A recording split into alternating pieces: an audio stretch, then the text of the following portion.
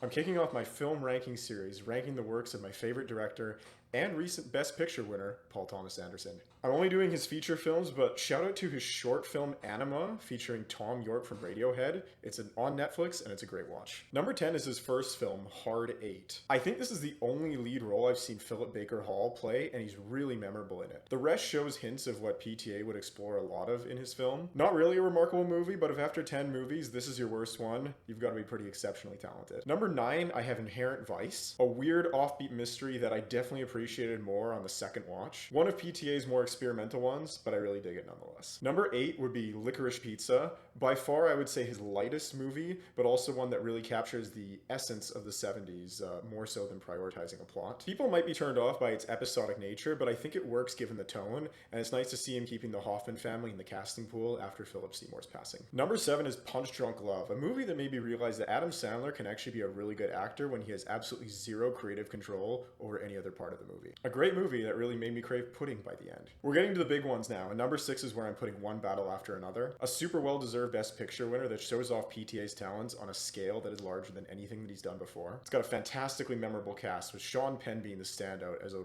roided-up gremlin with some of the wildest mannerisms I've ever seen. Number 5 is Magnolia, one of his most narratively ambitious films, with a bunch of different plot points that all come together really beautifully by the end. Many have tried to replicate this style before, but I don't think any have really done it quite so successfully. It also makes me wish Tom Cruise played more assholes in his career, because I think all of these are my favorite roles of his. These final 4 films, I consider all of them masterpieces. We're really starting to split hairs here, but at number 4, I'm going to put Phantom Thread. He dares to ask some complicated questions about toxic relationship dynamics, and I think Reynolds Woodcock is a great representation of the obsession with detail that PTA shows in all of his films. I believe he was also the first CEO to start microdosing shrooms to increase productivity. Now, you may have thought this would be number 1, but I'm putting There Will Be Blood in 3rd place. Possibly the greatest performance by an actor ever by Daniel Day-Lewis here, and if you get me drunk enough, you might be able to convince me to reenact the entire final scene of this movie. One of the best films ever about uncontrolled ambition in the absence of morality. In 2nd, I'm putting The Master, and it's no coincidence that I'm talking about all these stellar performances that are coming up in PTA movies, because he's just such an incredible director when it comes to actors.